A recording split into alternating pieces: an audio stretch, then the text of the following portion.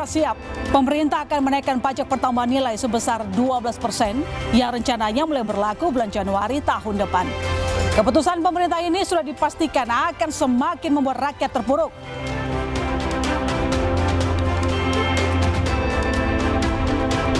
Jangan kebiasaan malakin rakyat.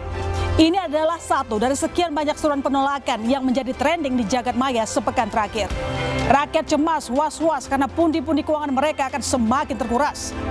Bentuk kekesalan masyarakat ini pun dituangkan dalam bentuk petisi. Saudara, hingga Selasa 26 November 2024 pukul 11.49 tercatat sudah 11.000 lebih dari target 7.500 yang menandatangani petisi menolak kenaikan PPN 12% di laman change.org. Ya, inilah bentuk perlawanan rakyat atau kebijakan pemerintah yang serampangan. Sekarang, saya ajak Anda berhitung, saudara, secara sederhana saja. Seberapa besar naiknya harga barang setelah dikenakan PPN 12%?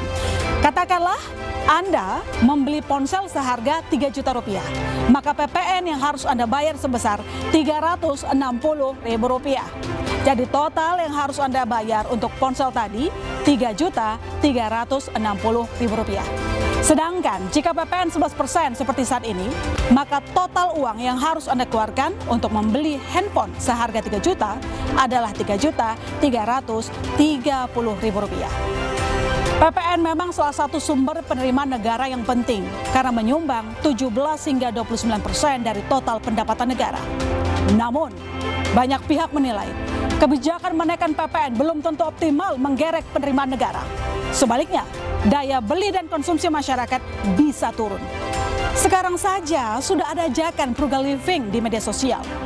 Kalau konsumsi turun, dunia usaha juga kena imbasnya. Akibatnya, pengangguran meningkat pesat. Kebijakan kenaikan PPN membuat rakyat membanding-bandingkan tarif PPN dengan sejumlah negara tetangga. Jika dibandingkan dengan negara kawasan Asia Tenggara, saudara, PPN Indonesia saat ini adalah kedua tertinggi, 11%. Nah, kalau jadi naik 12%, sah Indonesia punya tarif PPN tertinggi di ASEAN. Ironisnya, sudahlah pajaknya tinggi, pelayanan publiknya malah masih jauh dari ideal. Inilah Business Talk, ramai tolak PPN 12%, ekonomi rakyat babak belur.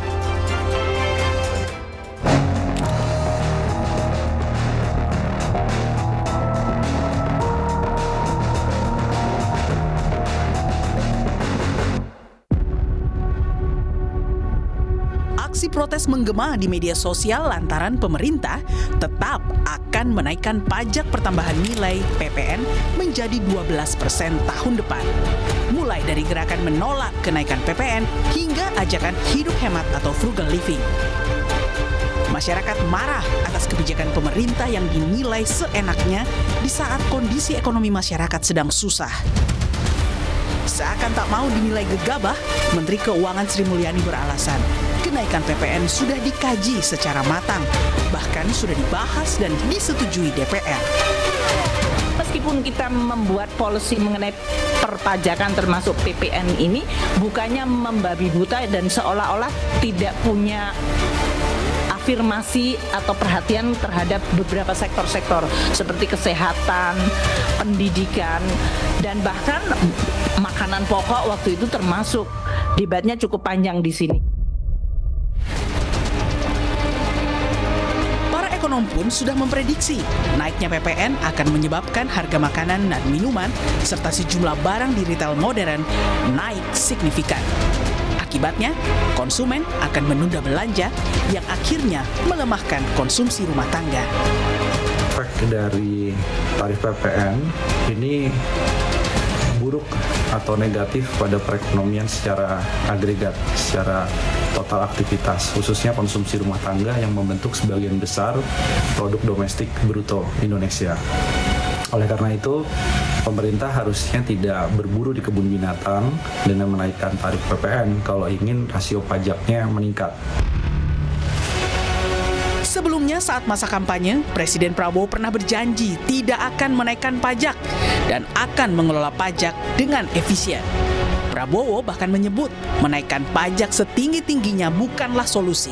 Hal itu justru membuat masyarakat malas bekerja. Apalagi saat dilantik 20 Oktober lalu, Prabowo lantang berjanji akan bekerja untuk kepentingan rakyat. Kami akan mengutamakan kepentingan bangsa Indonesia, kepentingan rakyat Indonesia di atas segala kepentingan, di atas segala golongan, apalagi kepentingan pribadi kami.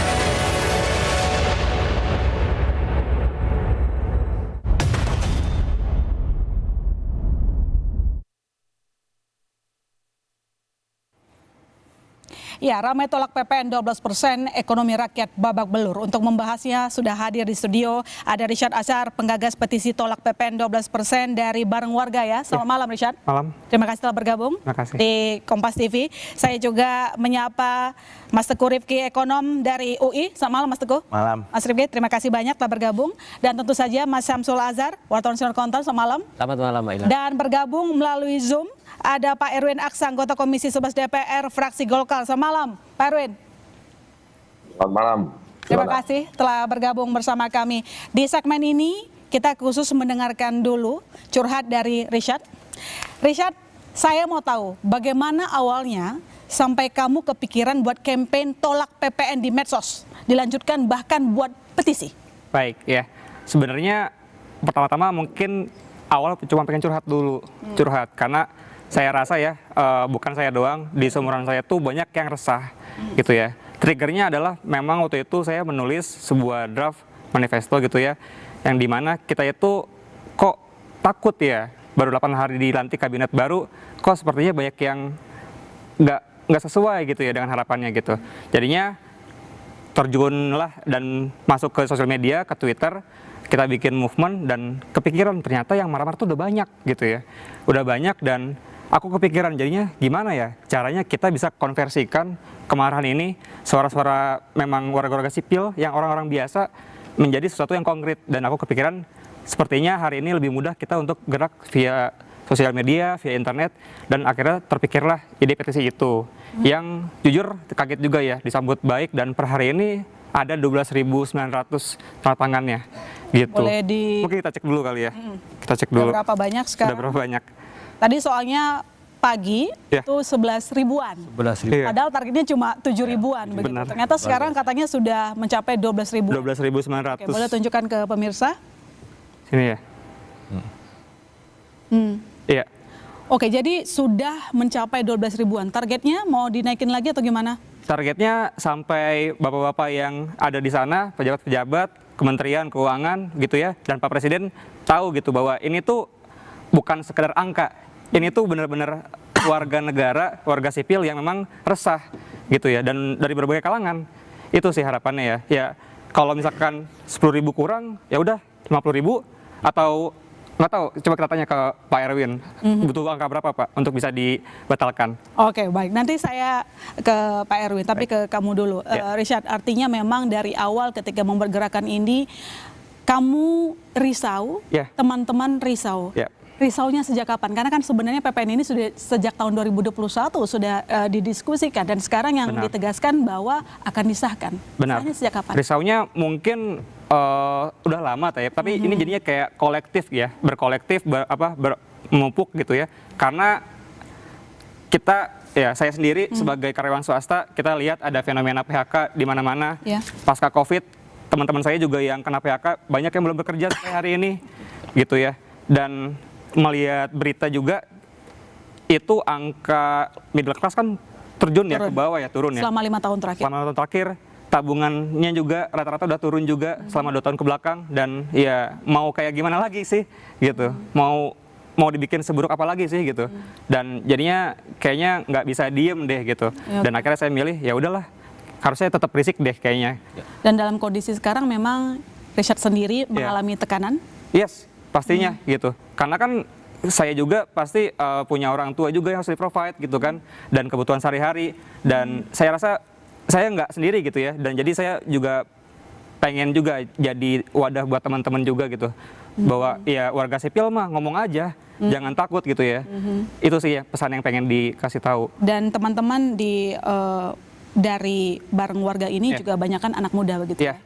Iya. Dan banyak juga yang belum dapat pekerjaan, Iya. yang juga menanggung beban Betul, keluarga atau benar. mungkin jadi kepala Benar. rumah tangga begitu Benar, ya. benar. Baik, Arsyad, ini yang menarik. Menarik pajak tanpa timbal balik untuk warga adalah sebuah kejahatan. Iya. Jangan kebiasaan malakin rakyat. Iya. Kenapa sampai pakai kata palak? Ini keras sekali loh. Iya. Kamu nggak takut dapat masalah? Jujur enggak ya. Sekarang gini aja.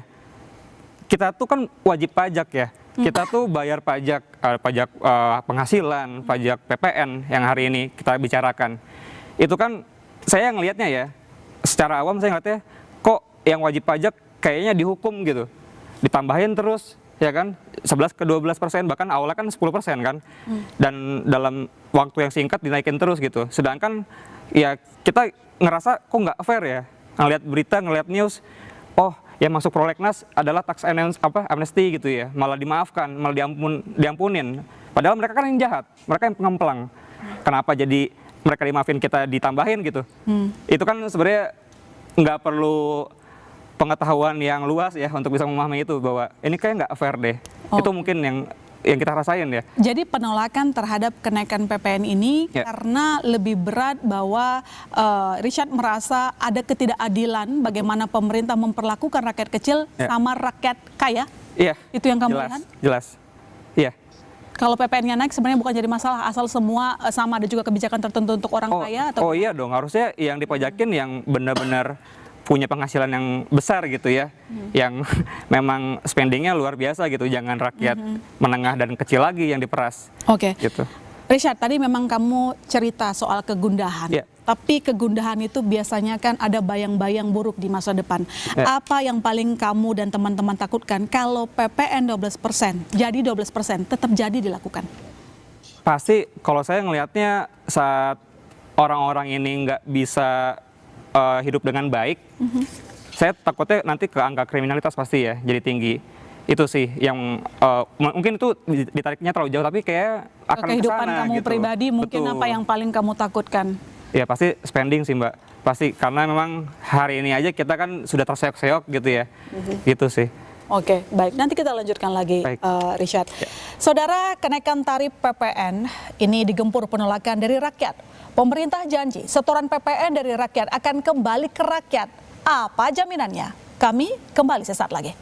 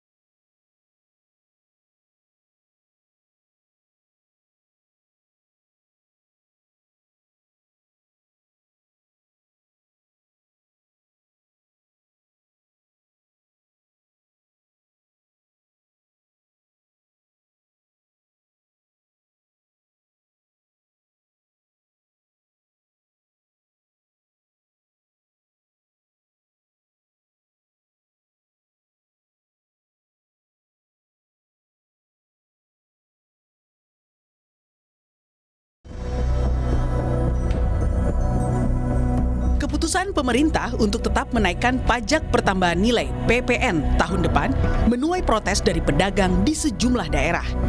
Di antaranya, pedagang pakaian di Pasar Baru Trade Center, Bandung, Jawa Barat. Mereka mengaku omset penjualan belum membaik sejak pandemi menghantam. Sehingga para pedagang justru berharap PPN bisa diturunkan agar pendapatan meningkat. Pasti dengan 12% harga akan naik lagi kan, gitu ya. Padahal daya beli udah cukup rendah gitu, tapi sekarang naik harga, kelihatannya akan turun lagi ininya omsetnya. Ya kita sih maunya turun supaya apakah margin kami bisa lebih besar atau ya harga bisa diturunkan. Kalau turun minta berapa persen? Tapi misalnya 10 gitu ya, dari yang sebelum 11% ini 10% sebetulnya ideal buat kami lah. Hal serupa dirasakan pedagang elektronik di ITC Surabaya Mega Grosir, Jawa Timur. Aziz, pedagang laptop, mengaku biasanya menjual 3 hingga 5 laptop per hari. Tapi sekarang, menjual 2 unit per hari pun sangat sulit. Apalagi naiknya PPN otomatis membuat harga suku cadang dan aksesoris barang elektronik ikut naik. Itu nanti ya dari penjualan juga bisa untuk daya belinya nanti pasti kan pajaknya nanti dibebankan ke pembeli. Nah, kalau pembelinya kena beban, konsumennya pasti berkurang pembelinya juga. Di Yogyakarta, kekhawatiran naiknya PPN juga dirasakan pengusaha restoran.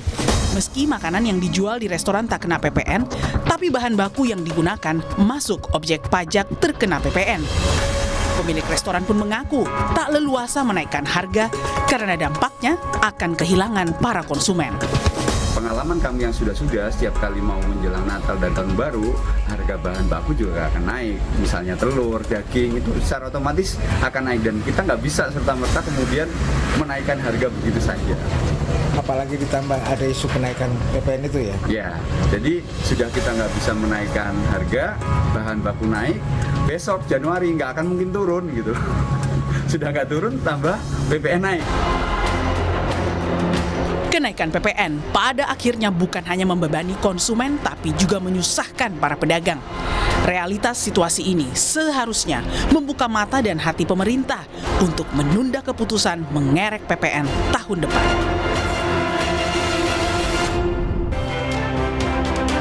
Ya saudara, sedikit kita mereview bagaimana kemarin ada rapat kerja bersama Komisi 11 DPR RI bersama dengan Menteri Keuangan Sri Mulyani pada 13 November lalu yang mengatakan bahwa kenaikan PPN merupakan salah satu cara untuk menyehatkan APBN. Kami putarkan untuk Anda. APBN itu harus berfungsi dan mampu merespon seperti yang kita lihat dalam episode-episode seperti waktu global financial crisis, waktu terjadinya pandemi, itu kita gunakan APBN. Tapi pada saat yang sama ekonomi kita juga growth-nya cukup decent. Jadi berarti ini sesuatu yang harus kita pelajari. Maka waktu dengan presiden terpilih atau sekarang jadi presiden Pak Prabowo sudah menjadi presiden, kami juga mendiskusikan mengenai bagaimana untuk bisa meningkatkan tax ratio itu. Pertanyaan berikutnya kepada Pak Erwin Aksa. Pak Erwin, apakah selain pajak, DPR tidak meminta Kementerian Keuangan untuk mencari sumber pendapatan untuk APBN supaya jangan melulu bergantung kepada pajak? Karena ujung-ujungnya menengah ke bawah yang kena imbasnya, Pak Erwin.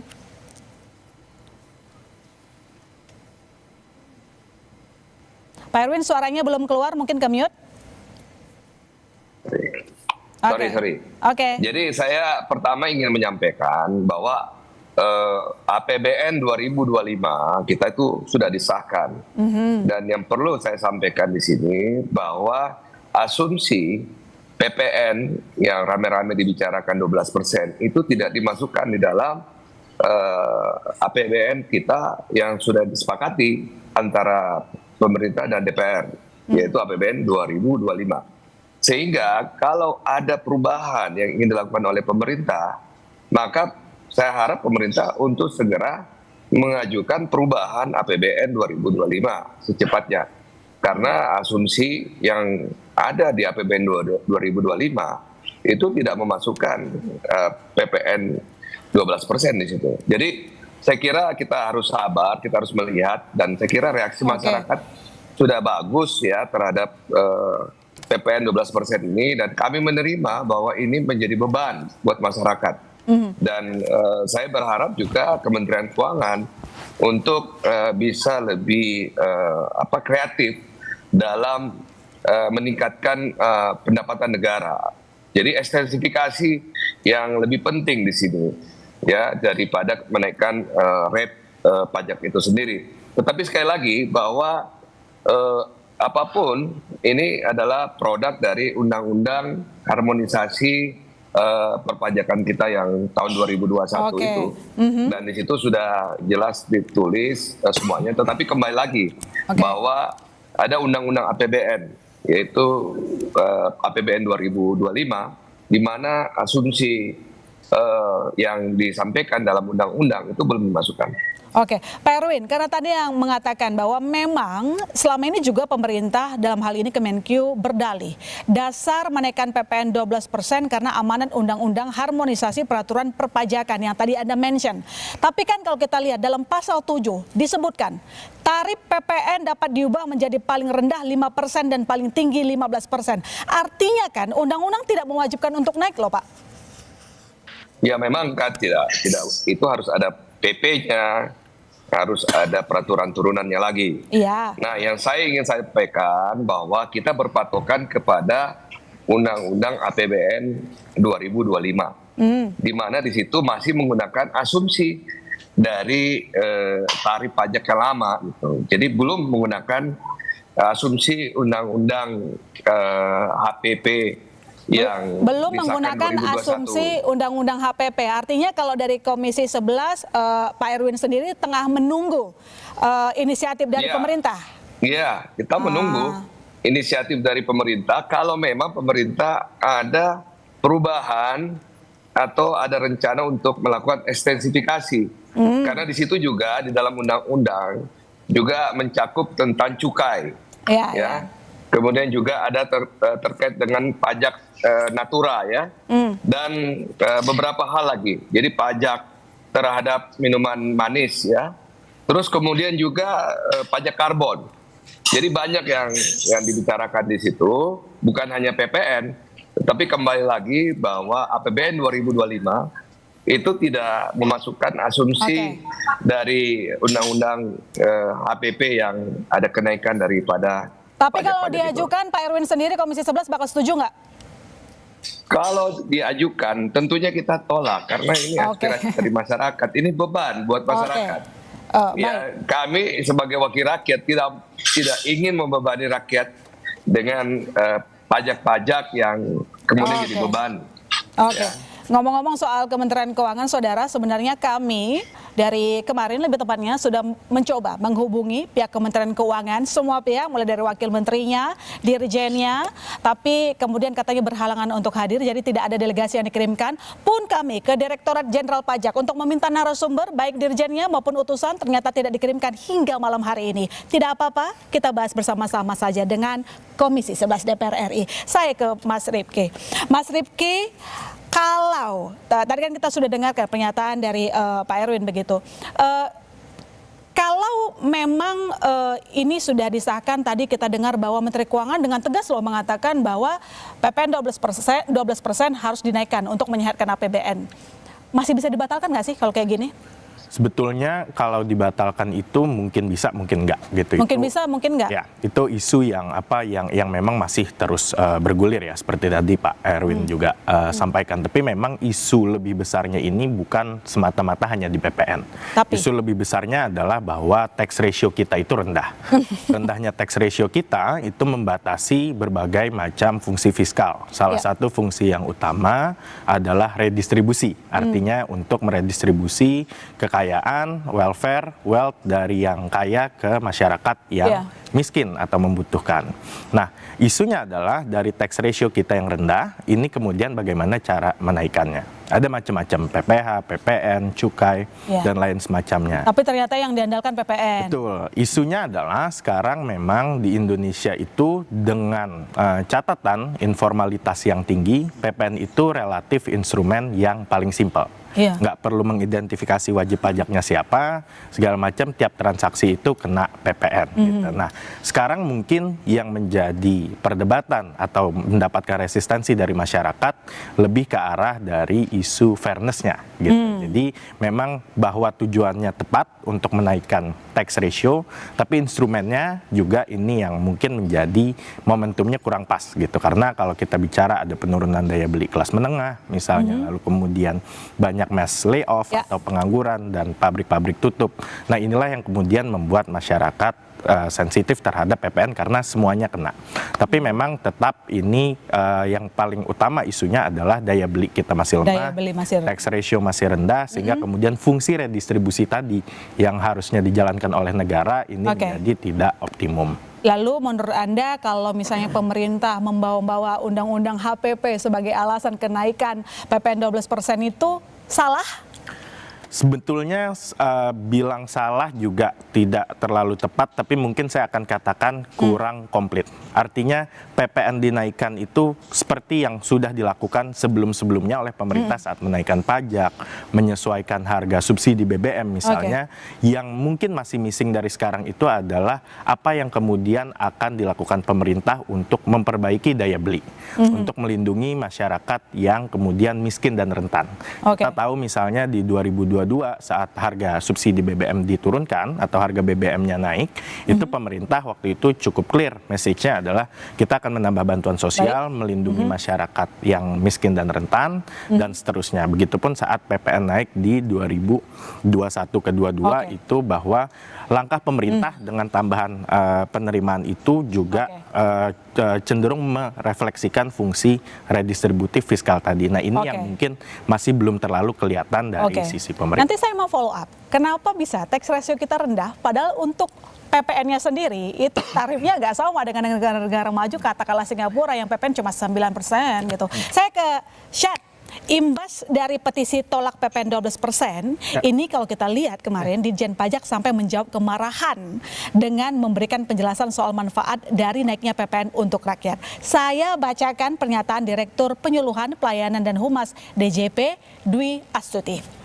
Hasil dari kebijakan penyesuaian tarif PPN akan kembali kepada rakyat dalam berbagai bentuk, yaitu BLT, Program Keluarga Harapan, Kartu Sembako, Program Indonesia Pintar, dan KIP Kuliah, subsidi listrik, subsidi LPG 3 kg, subsidi BBM, dan subsidi pupuk. Apa ini cukup menghibur hati Anda yang serah gundah? Jujur enggak ya, karena yang kita tahu juga tadi, apa yang dibilang tadi bisa tepat guna gitu. Apa jaminannya?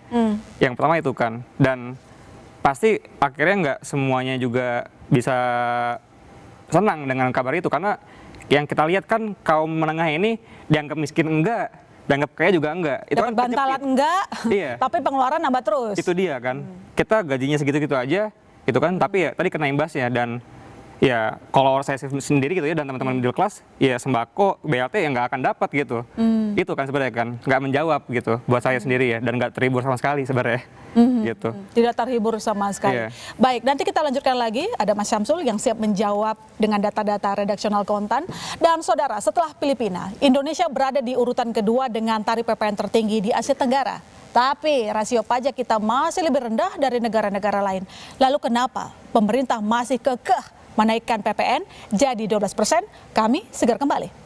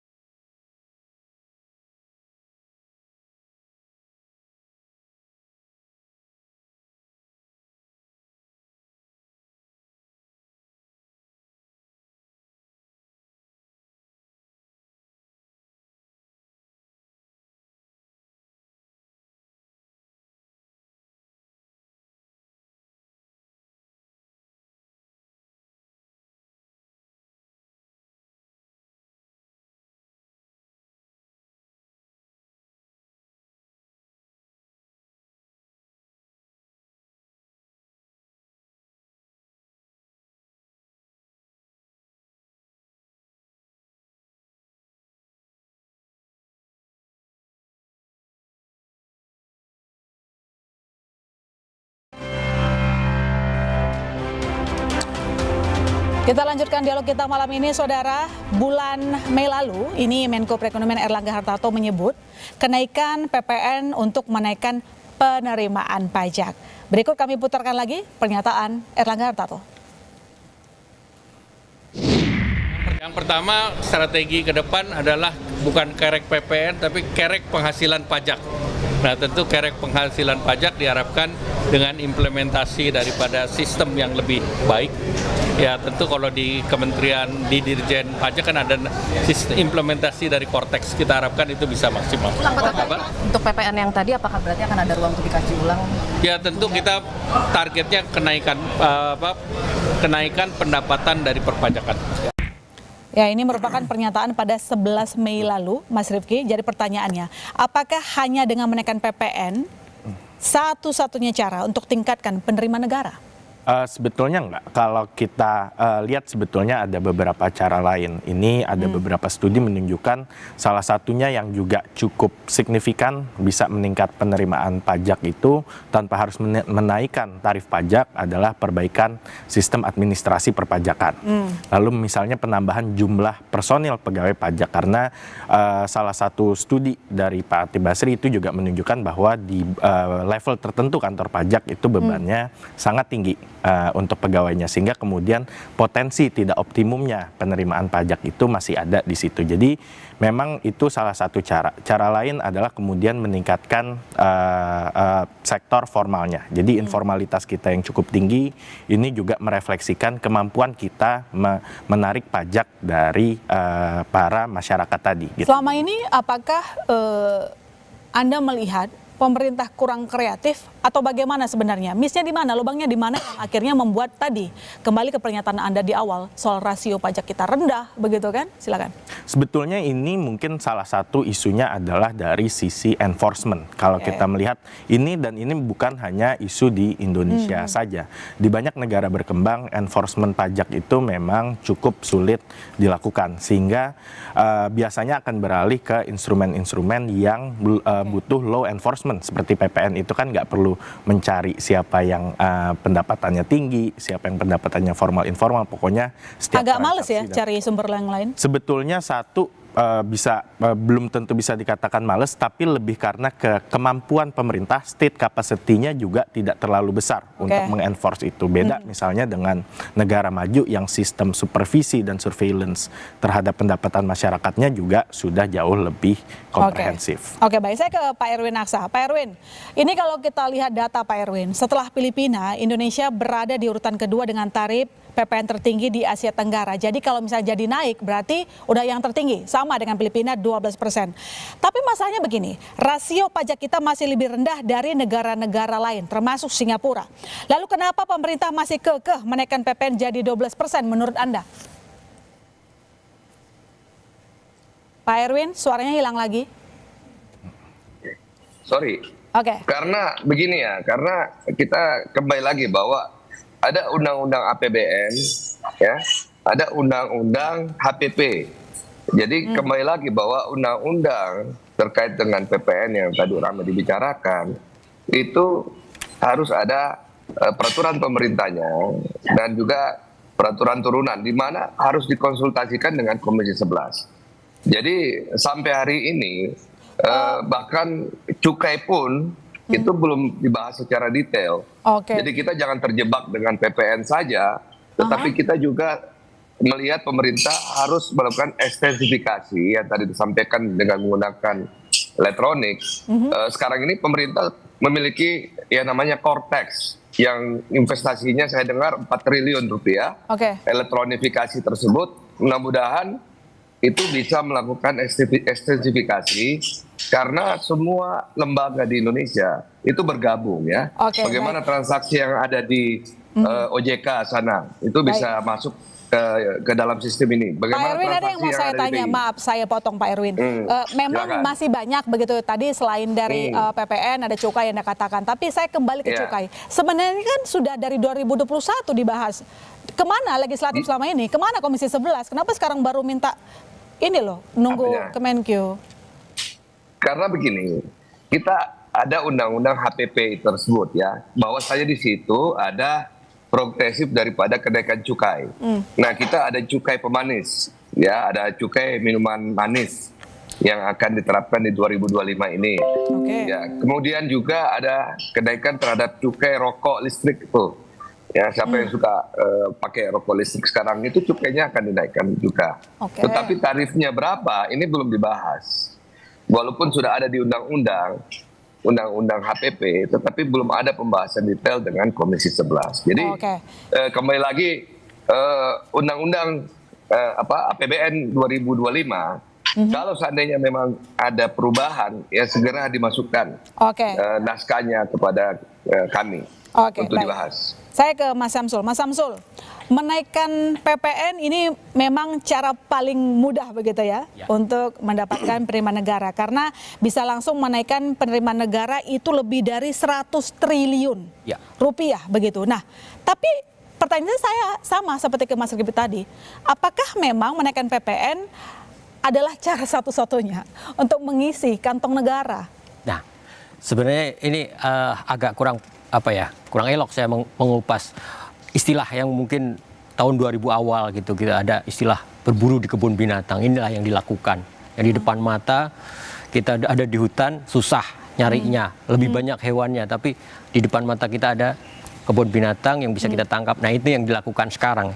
Jadi apa yang dilakukan menaikkan PPN itu memang sudah ada di undang-undang, betul, dan memang amanah undang-undang, betul, tapi balik lagi empati negara, empati pemerintah dengan kondisi yang tadi Mas Richard, Mas Rifki sebutkan, banyak pengangguran, banyak daya beli turun, tabungan merosot, ada generasi milenial menengah, golongan menengah makan tabungan, itu fakta yang seolah-olah tidak dilihat.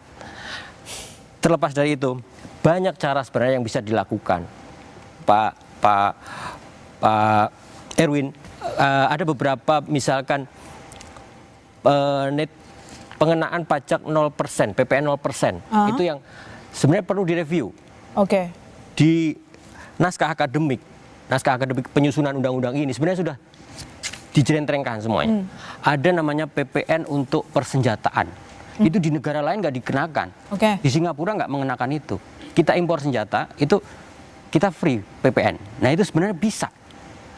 Kalau itu kita lakukan dengan anggaran 166 triliun Kementerian Pertahanan akan naik seperti itu. 10%-nya saja misalkan belanjanya sekitar 100 triliun, itu bisa dapat hampir 18 triliun dari situ. Itu satu sisi, satu pos. Banyak pos-pos lain. Kita review lagi, insentif-insentif perlu nggak? Tax allowance, tax yang macam itu, apakah memang benar diperlukan? Toh kita juga kalah investasinya dengan Vietnam. Apa benar itu yang bisa? Ada hal-hal yang lain. Yang tadi disuguhkan, kita dibebani oleh PPN 12%. Tapi kalau mau beli mobil EV, Anda dapat diskon. Subsidi negara. Jadi itu yang mencederai rasa keadilan kita. Perumahan untuk perumahan rakyat yang kecil, saya nggak masalah, kita nggak masalah. Tapi rumah yang di atas 5 miliar dapat juga, itu apakah adil bagi kita? Nah, ability to pay, kita balik prinsip pajak ability to pay, bahwa membayar kalau pas kita keadaannya mampu. Kalau kondisi sekarang apa pas? Gitu. Tapi kalau menurut Mas Samsul nih, tadi kan Pak Erwin mengatakan akan menunggu inisiatif dari Kemenkyu untuk menyerahkan HPP yang baru begitu. Menurut Anda gimana gitu? Itu paling enggak gitu? Dari fraksi beliau berarti ini kan melegakan, pendukung pemerintah. Ini melegakan. Dan ini semoga mengetuk hati Ibu Menkyu, mengetuk hati Bapak Presiden, semoga kalau mendengar, dan bahwa suara yang disuarakan rakyat, yang disuarakan oleh Mas Richard dengan aksinya ini, makanya bukan omong-omong lagi, sesuatu inspirasi benar, dan saya bilang lega sekali, dan saya yakin itu bisa sampai. Baik, ya saudara, kenaikan PPN 12% tak hanya bikin huru-hara di Jagadmaya. Di lapangan, pelaku usaha juga menolak keras kebijakan Menteri Keuangan itu. Kami kembali sesaat lagi.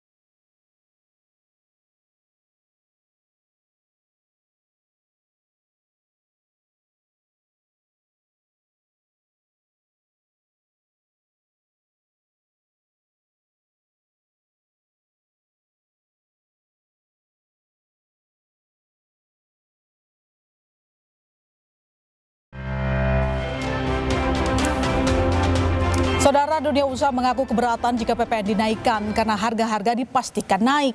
Kami putarkan pernyataan Sekjen Gabungan Pengusaha Elektronik Daniel Suhardiman dan Ketua Gabungan Pengusaha Makanan dan Minuman Indonesia Adi S. Lukman. Akan berpengaruh sekitar 2-3% di harga akhir di konsumen ya, karena PPN itu penerapannya bertahap ya, dari produsen ke distributor ke grosir retail dan akhirnya ke konsumen. Nah, dengan kondisi saat ini dengan perhitungan kenaikan hanya 1%, itu pengaruhnya akan bisa sekitar 2-3%. Jadi menurut kami akan berat karena produk pakan itu, produk makanan minuman itu price sensitif. Tapi yang pasti jangan berpikir bahwa dari PPN 11% 12% naiknya cuma 1%. Wah, itu enggak sesimpel itu, sangat kompleks ya. Jadi kalau kami perkirakan bisa antara 5-7%. Jadi elektronika ini kan juga terutama elektronik rumah tangga ini sangat sensitif terhadap harga. Jadi kalau di pasar itu plus minus 2% saja sudah cukup mengganggu sebetulnya. Pak Erwin, bagaimana legislatif menjawab keresahan dari pelaku usaha? Ya, kembali lagi kami menampung semua keresahan dan juga saya perlu kembali lagi meluruskan bahwa Undang-Undang APBN kita 2025 itu belum mengatur kenaikan pajak, karena Undang-Undang APBN 2025 ini masih mengacu kepada tarif yang lama. Nah, kembali lagi bahwa dalam undang-undang ya, KPP itu juga mengatur, tadi disampaikan oleh Mas yang dari Kompas, bahwa ada pembebasan PPN juga. Bukan hanya tadi bicara senjata, tetapi juga terhadap barang ya, kebutuhan pokok. Kita berbicara kebutuhan pokok, handphone bukan kebutuhan pokok kita. Jasa kesehatan, jasa pendidikan, jasa pelayanan sosial, dan beberapa jenis jasa masyarakat yang berpenghasilan menengah dan kecil.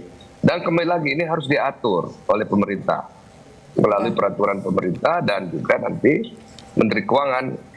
Nah, kembali lagi saya sampaikan bahwa kami ingin melihat hasil daripada analisa Kementerian Keuangan yang baru, sehingga kita bisa bahas